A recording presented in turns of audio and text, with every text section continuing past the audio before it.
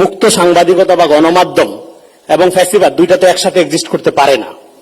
যেহেতু একটা লম্বা ফ্যাসিবাদের মধ্যে আমরা ছিলাম, ফলে স্বাভাবিকভাবে আমাদের এখানে গণমাধ্যমের স্বাধীনতা বলতে যা বোঝায়, মুক্ত গণমাধ্যম বলতে যা বোঝায়, সেই জিনিসটা ছিল না। কিন্তু আপনার এইটা শুরু কিভাবে হলো? এটা তো হঠাৎ করে একটা দেশে ফ্যাসিবাদ তৈরি হতে পারে না। এটা শুরুটা অন্তত শেখ হাসিনার পর্বের শুরুটা হয়েছিল আপনার সেই কুখ্যাত 1-11-এর মধ্য দিয়ে। এবং আপনারা জানেন যে বিশেষ গোয়েন্দা বাহিনীর সরবরাহকৃত সংবাদগুলো কোন কোন গণমাধ্যম, যেগুলোকে আমরা তথাকথিত মূলধারার গণমাধ্যম বলি, তারা ছাপতে বাধ্য হয়েছিল। এর মধ্যে বিরল ব্যতিক্রম বাদে, এখানে আমি কবির ভাইকে, নুরুল কবিরকে দেখতে পাচ্ছি, নিউজ সম্পাদক, তো বিরল ব্যতিক্রম বাদে এই ধারার বাইরে থাকা যায়নি।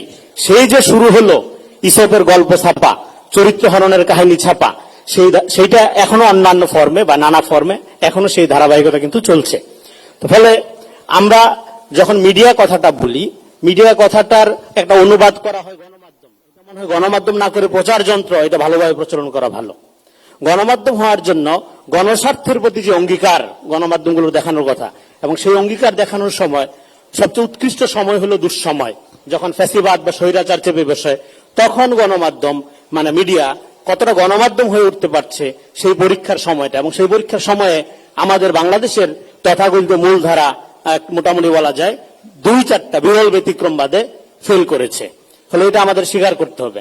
আমরা যদি ফেল না করতাম, তাহলে আজকে এই বাংলাদেশকে এইভাবে রক্তাক্ত অবস্থার মধ্য দিয়ে একটা এই আগস্ট পরবর্তী অবস্থায় যেতে হতো না।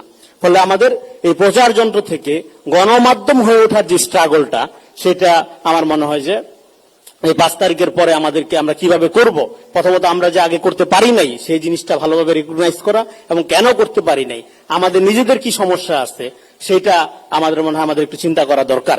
কারণ আমরা জানি মিডিয়া সংস্কৃতি তৈরি করে, মিডিয়া মতামত তৈরি করে, মিডিয়া এক ধরনের পারসেপশন, যেটাকে কি বলে বাংলা দৃষ্টিভঙ্গি তৈরি করে। কিন্তু মিডিয়া নিজেও তো এক ধরনের সংস্কৃতি লালন করে। সেই সংস্কৃতিটা কি গণতান্ত্রিক? আমি বলছি মিডিয়ার নিজের সংস্কৃতি, যেটা মিডিয়া যে সংস্কৃতি সৃষ্টি করে, সমাজে যে সংস্কৃতি প্রডিউস করে, সেই ধারা সেটা একটা আছে, আমরা জানি সেটা কিভাবে করে, সেটা কিভাবে সে প্রডিউস করবে। সে নিজেই যদি গণতান্ত্রিক মানসিকতা, সংস্কৃতি, মূল্যবোধ, চিন্তা, দর্শনের আলোকে নিজের অবস্থানটা পরিষ্কার না করে, তো সেদিক থেকে আমাদের মিডিয়া সংস্কৃতি কি ফ্যাসিবাদী আওয়ামী সংস্কৃতির বাইরের কোনো কিছু ছিল? লম্বা সময় ধরে 2-4টা বিরল ব্যতিক্রম বাদে ছিল না। ফলে আমাদের পুরা কোর্সটাকে আমার মনে হয় আমাদের রিভিজিট করা উচিত, যে আমরা এখানে গণমাধ্যমের যে মতাদর্শিক পজিশন, যে দার্শনিক কালচারাল পজিশন, সেটাকে ডান এবং বামপন্থায় বিভক্ত নয়, অবশ্যই বিভক্ত।